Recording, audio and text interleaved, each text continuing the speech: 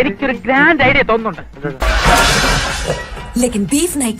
എന്തോ എങ്ങനെ 450 കിലോ ഉള്ള ബീഫും മേടിച്ച് സ്വയം ഇവിടെ നമുക്ക് തന്നെ തിന്നാ തീരില്ല 1 കിലോ ബീഫ്. അപ്പോഴാണ് വേറൊരാളെ ആര് കുത്തിത്തിരിക്കാൻ വേണ്ടി. അതങ്ങനെ വരൂ, അതങ്ങനെ സംഭവിക്കൂ. അതല്ലെങ്കിലും ബീഫ് മാത്രം കൊടുക്കരുതാണ് നാറി. ഇത് എഴുതിയനോടാ പറയുന്നത്. പൊറാട്ടയിലും മിക്സ് ചെയ്ത് കൊടുക്കണം, അതാണ് ആ കുട്ടി കഴിക്കാൻ.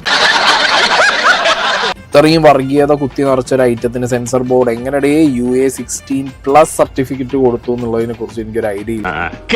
സത്യമാണെങ്കിലും എനിക്ക് അംഗീകരിച്ചു കൊടുക്കാൻ പറ്റുമോ? അത് പറ്റില്ല. ഇൻസ്പയർഡ് ബൈ മെനി ട്രൂ ഇവന്റ്സോ? എന്താണാവോ ഈ ട്രൂ ഇവന്റ്സ്? ഇതിൽ കാണിക്കുന്നതൊക്കെ ട്രൂ ആണോ? ഗോപാലകൃഷ്ണൻ ഒരു നമ്പർ അല്ലേ? ഇത് എന്റെ ഒരു നമ്പറാ. അത് നിങ്ങൾ ട്രൂ ആന്ന് പറഞ്ഞ് എഴുതി കാണിച്ച് നോർത്തുള്ളവന്മാരെ പുളകം കൊള്ളിക്കാനാണോ? കൊറേ എണ്ണുണ്ട്, ഒരു വിവരവും ഇല്ല. മൂക്ക് പൊട്ടിക്കുന്നു, ബീഫ് കുഴച്ച് പൊട്ടിക്കുന്നു. എന്താ പൊന്നളിയ, ഇത് എഴുതിയവനെ കൊണ്ടുവാ. ഇതിനൊക്കെ എന്താ വേണ്ടെന്നറിയോ? അവന്റെ മുഖം പിടിച്ചിട്ട് തേക്കാത്ത ചുമരും അങ്ങടും ഇങ്ങടും ഇട്ടങ്ങടും.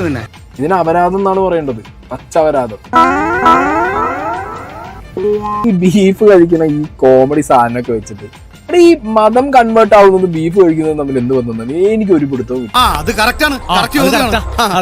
ഇത് ലവ് ജിഹാദ് എന്ന് പറഞ്ഞ ടേം ഉപയോഗിക്കാതെ എന്നാൽ അതിലേക്ക് കണക്റ്റഡ് ആക്കി കൊണ്ടുവന്ന് ഒരു ഐറ്റം. ഇത് ദ കേരള സ്റ്റോറി എന്ന് പറഞ്ഞതിനേക്കാൾ, അതായത് പാർട്ട് 1 ഭീകരത കൂടിയ ഒരു പോയിസൺ ആണ് ഈ 2. 100% ഞാൻ യോജിക്കുന്നു. നമുക്ക് വൈകുന്നേരം കാണാം.